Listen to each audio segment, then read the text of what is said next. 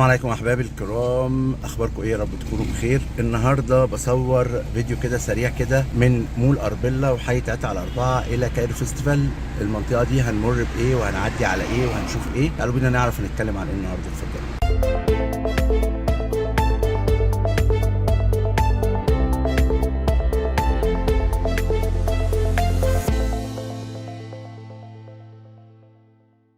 السلام عليكم ورحمه الله وبركاته احبابي الكرام، دمتم بخير، يا رب تكونوا بخير. معاكم محمد المهدي. النهارده بنصور فيديو سريع كده من منطقه مول اربيلا في التجمع الثالث وحي 3 على 4 الى كايرو فيستيفال والدائري. ازاي بنخرج من المكان دوت من عند ميدان اربيلا، وايه المناطق اللي هنمر بيها في التجمع، وايه الاحياء اللي هنمر بيها. تعالوا بينا نعرف هنمر على ايه النهارده لحد ما نطلع على كايرو فيستيفال. حياتي. السلام عليكم ورحمه الله وبركاته، اخباركم؟ دي عمارات حي 3 على 4. ده الكوبري اللي عند اربيلا، مول اربيلا. هنبدا بقى نتحرك عشان نشوف المكان ونعرف المناطق اللي احنا هنمشي فيها. ده كده جراج معمول تحت مول اربيلا. الناحيه الثانيه ده بنك مصر، وده مول اربيلا كلنا نعرفه، وده ميدان اربيلا. الميدان اللي في وش ده في كومباوند غرب اربيلا، وفي منطقه غرب اربيلا، وفي كومباوند اربيلا نفسه. ده كومباوند اربيلا، وده منطقه غرب اربيلا، وده حي 3 على 4. الشارع الموازي لشارع التسعين الرئيسي، وكان ده المدخل الرئيسي للقاهرة الجديدة والتجمع الخامس أول ما بدأ، قبل ما يتعمل التسعين نفسه. زي ما انتم شايفين على ايدينا الشمال ديت غرب أربيلا، رخصتها بدروم وأرضي وثلاث أدوار فقط لا غير. واللي على شمالنا ده حي 3 على 4، رخصته بدروم وأرضي وأربع أدوار. طبعا حي 3 على 4 في ظهره مساكن الجهاز. الشارع دوت من الشوارع المهمة جدا في القاهرة الجديدة، وبيوضح لنا المناطق. حي 3 على 4 شقق فيه قائمة وساكنة بالفعل. في عمارات 3 شقق في الدور، وعمارات شقتين في الدور زي ما قلت لكم، أرضي وأربعة. في ناس هتلاقيهم بانيين روفات بس معاهم نموذج 10 أو قدموا على تصالح أو الكلام دوت. هنا غرب أربيلا أرضي وثلاثة، مدروم وأرضي وثلاثة، وفيها 3 شقق وأربع شقق في الدور، وفي 5 شقق، لأن مساحات الأراضي في غرب أربيلا في أوقات بتعدي 1000 متر. مساحتها كانت كبيرة أوي في المنطقة دي. في وشنا المدرسة المصرية للغات دي اللي عندنا الشمال. طبعا كل سنة وانتم طيبين. بقى الدراسة بتبدأ أول الشهر، شهر 10 وإحنا في 9، فربنا يعين الجميع بقى على الدراسة وكده. لو بصينا هنا هنلاقي على ايدينا اليمين الجهاز القديم.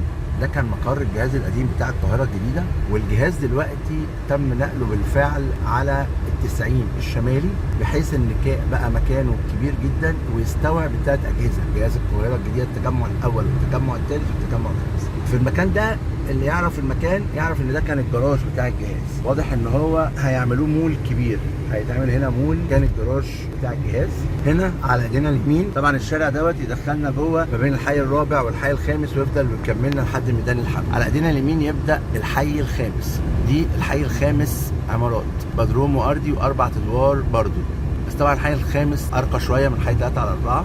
هو في ظهره عمارات التطوير وفي ظهره فيلات الحي الخامس. لو بصينا على الشمال هنلاقي القطامية هايتس. ده كومباوند اسمه القطامية هايتس، معروف طبعا ومن اقوى الكومباوندات اللي موجوده في القاهره الجديده واقدمها. احنا ماشيين في الشارع الرئيسي الفاصل اللي بيخرجنا بعد كده ممكن في كوبري على مدينه نصر، او يدخلنا شمال في اتجاه المعادي، او يدخلنا يمين في اتجاه كايرو فيستيفال ومدينه نصر. لسه على ايدينا اليمين الحي الخامس، وعلى ايدينا الشمال القطامية هايتس. الحي الخامس من الاحياء المميزه لانه هو في مناطق عمارات وفي مناطق فيلات. قابلنا شارع جاي على ايدينا اليمين، ده اسمه شارع الشويفات. الشارع ده بيطلعنا على التسعين الجنوبي، والشارع ده بيفصل ما بين الحي الخامس والحي الاول وما بين منطقه الشويفات. ده على ايدينا اليمين دي مدرسه الشويفات، مدرسه الشويفات. والمنطقه اللي على الشمال ديت او اللي على اليمين ديت منطقه الشويفات، فيلات الشويفات. دي القطامية هايتس. بعدها على طول بيجي غرب الجولف. غرب الجولف اللي هو البوابات اللي على ايدينا الشمال ديت غرب الجولف. لو كملنا من اليمين دوت هنخش نفق وهنطلع على المعادي، ولو كملنا اقصى الشمال هنطلع على مدينة نصر، محور الشهيد بالمشير ومدينة نصر. ولو مشينا في النص هنخش على الدائري وندخل يمين بقى، نفضل بقى مكملين على طول على الدائري اتجاه السلام بقى لحد ما نوصل للسلام. هنمر بحاجات كتير قوي، هنمر بطريق السويس، مصر الجديدة بقى وانت رايح، مدينة نصر، حي العاشر، حاجات كتير يعني. طبعا اول ما خرجنا على الدائري ده فندق تريومف، ودي منطقه خدمات موجوده على الدائري. اول ما نخرج الجزء دوت او الحته اللي احنا ماشيينها ديت ده البطيء، الدائري السريع اهوت. الجزء دوت هو الفاصل برضو ما بين الشارع اللي خرجنا منه والتسعين الجنوبي. منطقه خدمات فيها مطاعم وفيها حاجات وبنزينه واي تي ام وكل الكلام دوت. وبعد كده هيقابلنا كومباوند كبير قوي بيتبني الليوناش انتوا شايفينها هناك اهي. ده اسمه 190، كان اتعمل له اعلانات فتره كده اللي هو واحد شارع 90. ده عباره عن كومباوند حاجه و80 فدان، معمول فيه حاجات بقى اثريه وتجاريه وسكنيه. طبعا ده ال90 وده دخلة ال90، والمونوريل هناك اهوت. الجزء اللي فوق الكوبري دوت اهو بيجهزوه عشان يعملوه. وادي الكباري اللي فوقنا دي بتودينا على محور المشير ومدينه نصر مباشره. دخل على 90.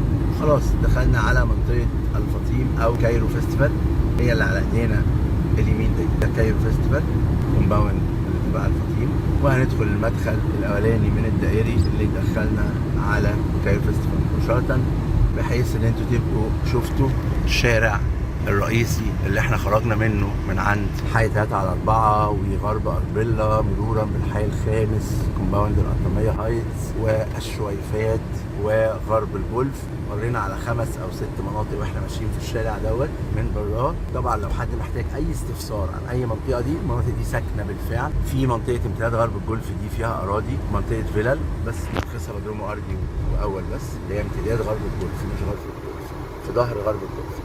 في المناطق التانية بقى ممكن لو حد عايز ياخد حاجة إيجار يسكن، أو عايز حاجة يشتريها سكن، بس الحاجات دي طبعا هتبقى كاش مش قسط زي منطقة بيت الوطن. لو حد محتاج أي معلومة فيها، عايز يقدر فيها حاجة، عنده حاجة فيها عايز يعرف سعرها، عايز يعرف معلومة عنها، عايز يفهم أي ورقيات تخصها، يبدأ يسألني وأنا هجاوبه إن شاء الله، مفيش أي مشكلة. وزي ما انتم شايفين دخلنا خلاص كايرو فيستيفال على المكان. وكايرو فيستيفال من أكبر مولات جمهورية مصر العربية.